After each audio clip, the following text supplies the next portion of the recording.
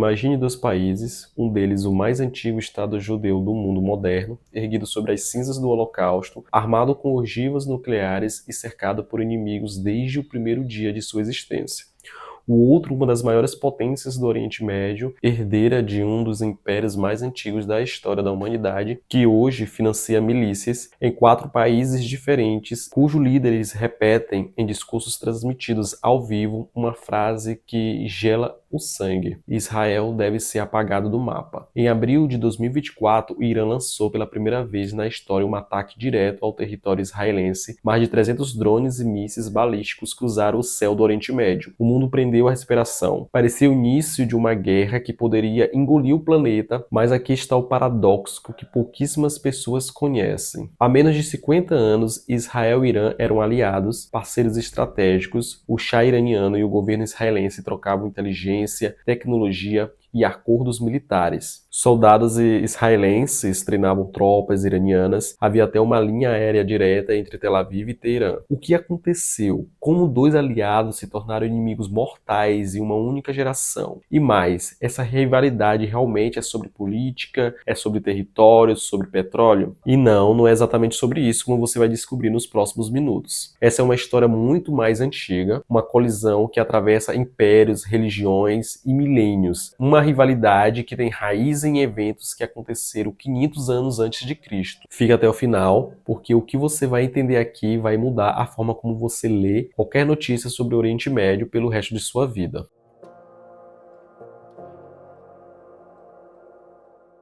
Para entender o áudio de hoje, precisamos entender primeiro as alianças de ontem. O ano é 539 a.C., um rei chamado Ciro II, que a história conhece como Ciro o Grande, acaba de conquistar a Babilônia, o maior império do mundo naquele momento. Dentro das muralhas babilônicas, viviam dezenas de milhares de judeus em cativeiro, deportados à força, exilados da sua terra por décadas. Então algo acontece que não tinha precedentes na história do Oriente Antigo. Ciro assina o que hoje chamamos de Decreto de Ciro, considerado por muitos historiadores o primeiro documento de direitos humanos da civilização ocidental. Ele liberta os judeus, não apenas isso, ele financia, ordena a devolução de objetos sagrados do templo que os babilônicos haviam sequestrado, e vai mais longe, autoriza e apoia financeiramente a reconstrução do Templo de Salomão em Jerusalém. Na tradição judaica, esse gesto é tão extraordinário que o profeta Isaías chama Ciro de Mashi, um ungido, um título que os judeus reservam apenas para os mais especiais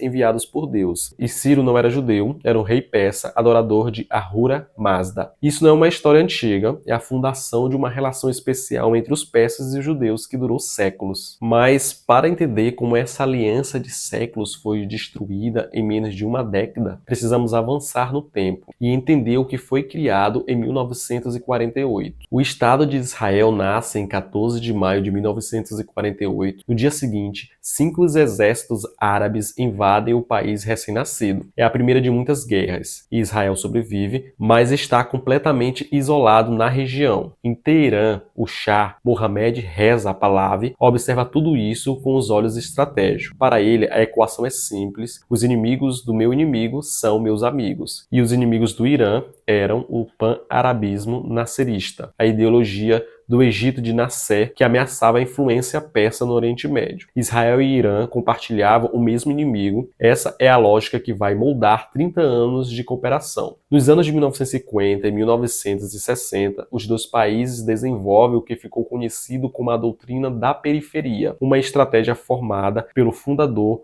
do Mossad, Reuven Shiloah, em conjunto com líderes iranianos. A ideia: países não árabes da região, Irã, Turquia, Etiópia, deveriam formar um eixo com Israel para contrabalancear o poder árabe. O resultado prático dessa aliança é impressionante. O Mossad e o Savak, a poderosa inteligência iraniana, trocam informações sobre grupos radicais. Israel fornece treinamento militar, tecnologia agrícola ao Irã. Empresas israelenses ajudam a construir infraestrutura iraniana, a compra e venda de armamentos. Havia até voos direto entre Tel Aviv e Teherã. Executivos, diplomatas, técnicos. Uma normalidade que hoje parece ficção científica, mas tudo isso estava construído sobre uma fundação de areia, porque o Shah governava com punho de ferro e embaixo da superfície reluzente da modernização iraniana, uma raiva silenciosa se fermentava. E no coração dessa raiva havia um homem, um clérigo idoso, de turbante preto, que vivia exilado em Paris. Seu nome era Khomeini.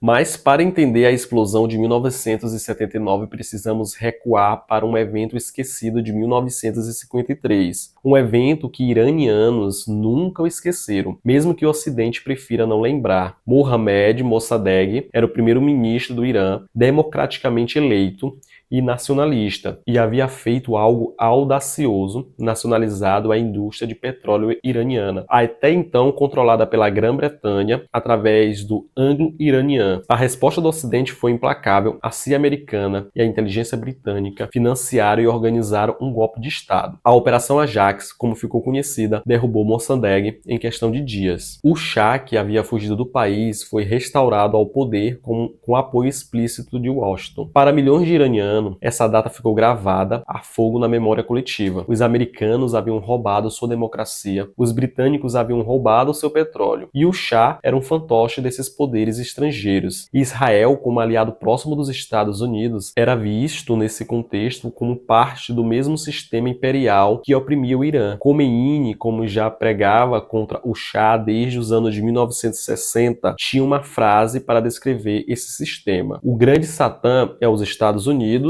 o pequeno Satã é Israel. Essa retórica ressoa porque ela conecta o ressentimento histórico do inimigo presente. Khomeini não estava inventando um ódio do nada, ele estava canalizando décadas de humilhação nacional. E em 1979 ele voltou ao Irã e o mundo jamais seria o mesmo.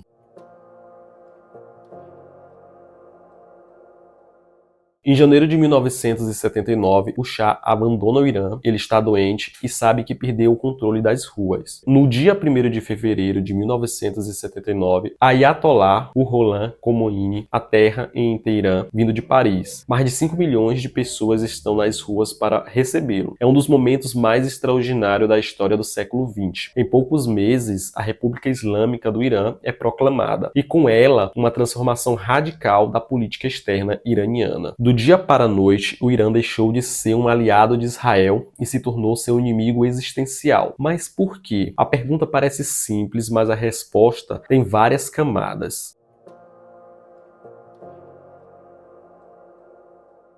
A dimensão ideológica. Khomeini não era apenas um líder político, era um teólogo revolucionário, e para ele a existência do Estado de Israel era intrinsecamente ilegítima por razões que misturavam política e teologia islâmica. Para o pensamento de Khomeini, a Palestina é terra islâmica, e qualquer Estado não islâmico nessa terra é, por definição, uma ocupação ilegítima que deve ser resistida. Israel, para Khomeini, não era apenas um problema político, era uma ofensa teológica. Além disso, o apoio americano a Israel e o apoio americano ao Shah criava uma cadeia de responsabilidade na visão iraniana. Israel era o instrumento americano na região e os americanos haviam destruído a democracia iraniana. Portanto, Israel era inimigo também.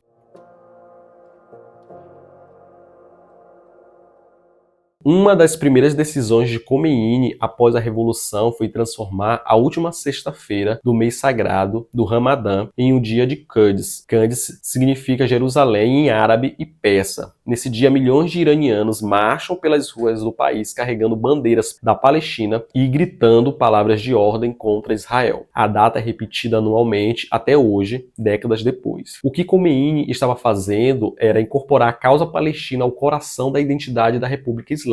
A hostilidade a Israel não era apenas uma política, era parte da fundação do Estado iraniano.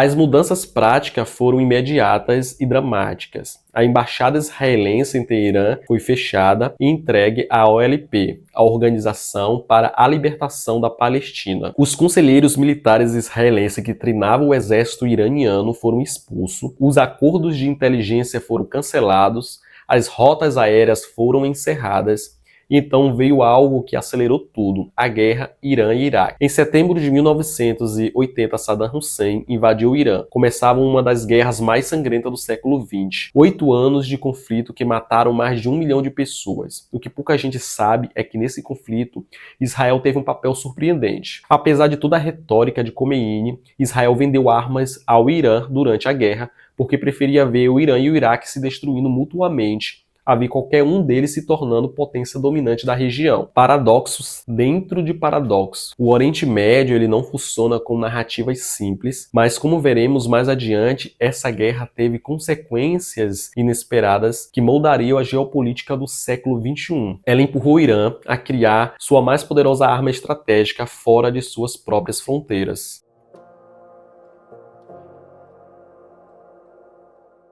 Até agora falamos de política, história e estratégia, mas há uma dimensão dessa rivalidade que a maioria das análises políticas convencionais ignoram, o que é fundamental para entender por que esse conflito é tão difícil de se resolver. A dimensão escatológica, a dimensão do fim dos tempos.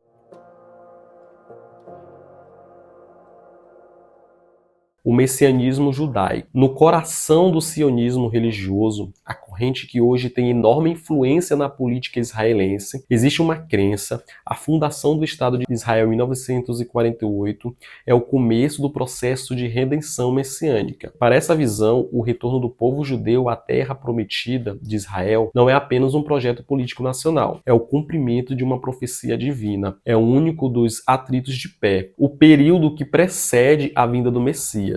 Nesse contexto, Jerusalém não é simplesmente uma capital política, é o centro do universo espiritual e o Monte do Templo, onde fica a Mesquita de Al-Aqsa, o terceiro lugar mais sagrado do Islã, é também o lugar onde os judeus acreditam que o terceiro templo deverá ser construído antes da redenção final. Você consegue imaginar o potencial explosivo disso? Um único lugar, algumas dezenas de metros quadrados, no centro de Jerusalém, reivindicado como epicentro sagrado das duas religiões que hoje estão em conflito.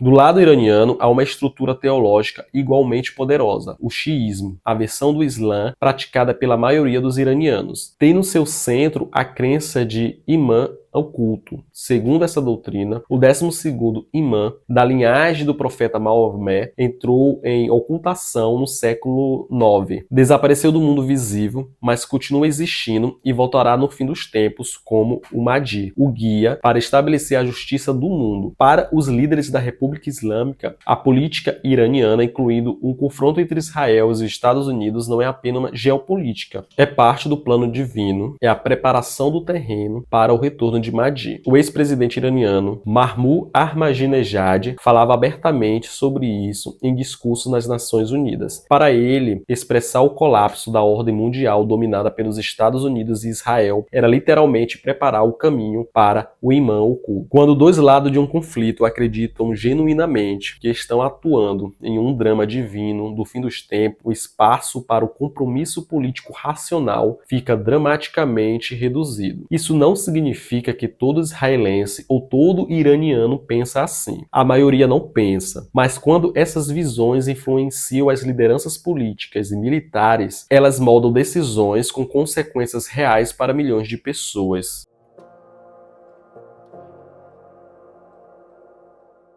Vamos falar de guerra, mas não do tipo que você vê nos noticiários. Vamos falar da guerra que acontece na sombra e que há décadas é o verdadeiro campo de batalha entre Israel e Irã.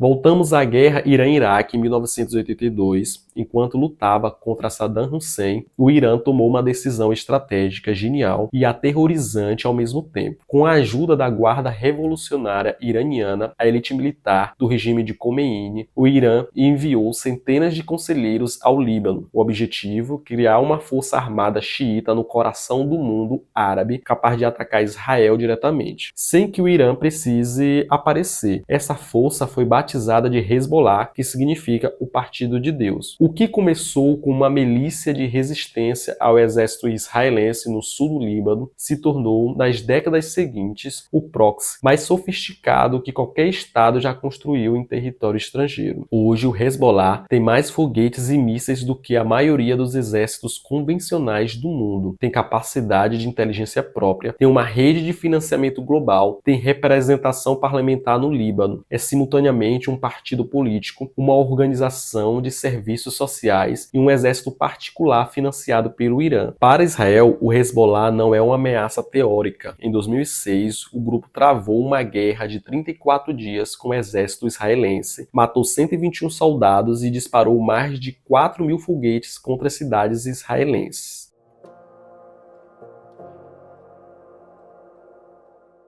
Se o Hezbollah é o braço norte do Irã, o Hamas, o movimento islamita que controla a faixa de Gaza, é o braço sul. Aqui há uma nuance importante que a maioria das pessoas não percebe. O Hamas é originalmente uma organização sunita, a vertente do Irã, majoritariamente do mundo árabe, e rival dos xiitas iranianos. Em teoria, Hamas e Irã não deveriam ser aliados naturais, mas a lógica estratégica superou a diferença teológica. O Irã financia, treina e arma o Hamas porque o Hamas está em Gaza, a fronteira sul de Israel. Para o Irã, o Hamas é um investimento estratégico, mais uma frente que Israel precisa monitorar, mais uma forma de manter Israel constantemente na defensiva. E quando vemos o ataque do Hamas em 7 de outubro de 2023 e a resposta devastadora de Israel em Gaza, precisamos entender que esse evento não aconteceu assim do nada, no vácuo. Ele foi parte de uma engrenagem muito maior.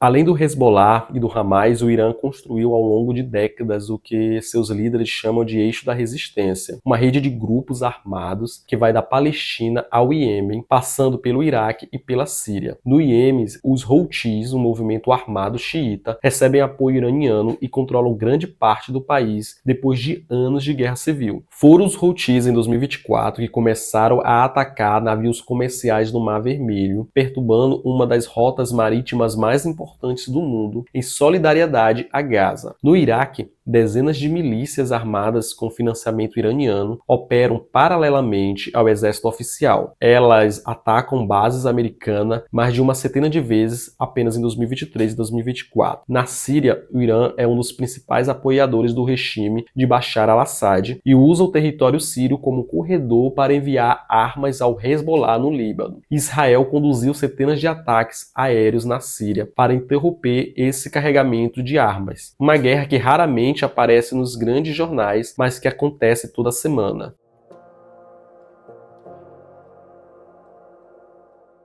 E há uma guerra que ninguém declara oficialmente, a guerra de assassinatos e sabotagem. Cientistas nucleares iranianos foram mortos de formas que pareciam saídas de filmes de espionagem, fuzilados em carros, metralhados por rifles controlados remotamente e também envenenados. Israel nunca confirmou a responsabilidade, mas poucos duvidam de quem está por trás. Em 2020, o general Soleimani, o arquiteto de toda a estratégia de proxies do Irã, um dos homens mais poderosos do Oriente Médio, foi morto por um drone americano no Iraque. Mas a inteligência que levou a esse ataque, segundo diversas fontes, teve contribuição israelense. Em 2024, o chefe político do Hamas, Ismael Haniyeh, foi assassinado em Teherã, na capital do Irã, durante uma visita oficial. Um insulto calculado, uma mensagem. O Mossad pode chegar em qualquer lugar. Para cada ação, uma reação. Esse ciclo de violência clandestina se perpetua há décadas, sem que haja uma declaração de guerra formal, sem que haja uma batalha com início, meio e fim. É a guerra que nunca termina, porque nunca oficialmente havia começado.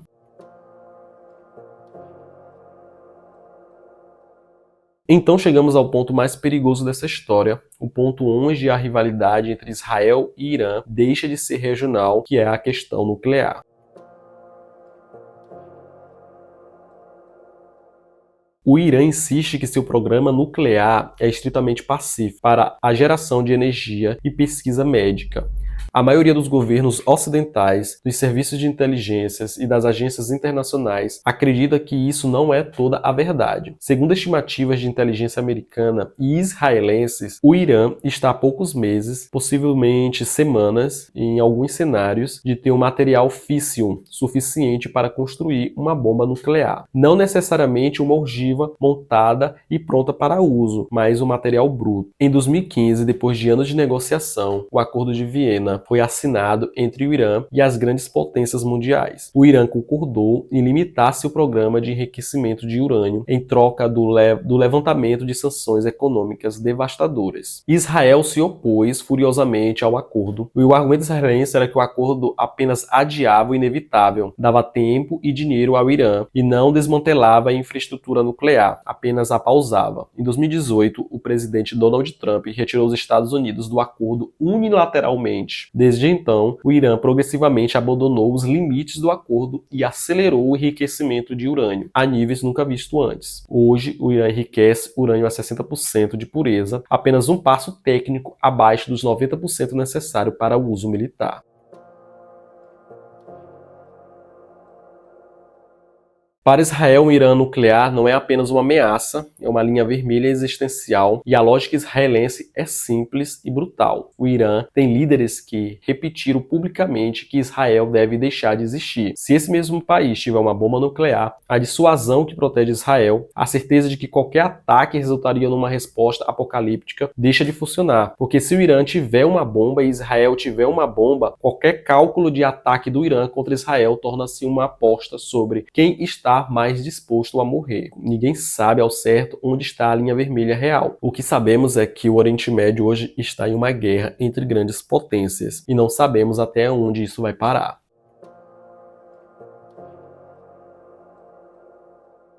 Então começamos essa história com Ciro o Grande, libertando os judeus do cativeiro babilônico em 539 a.C.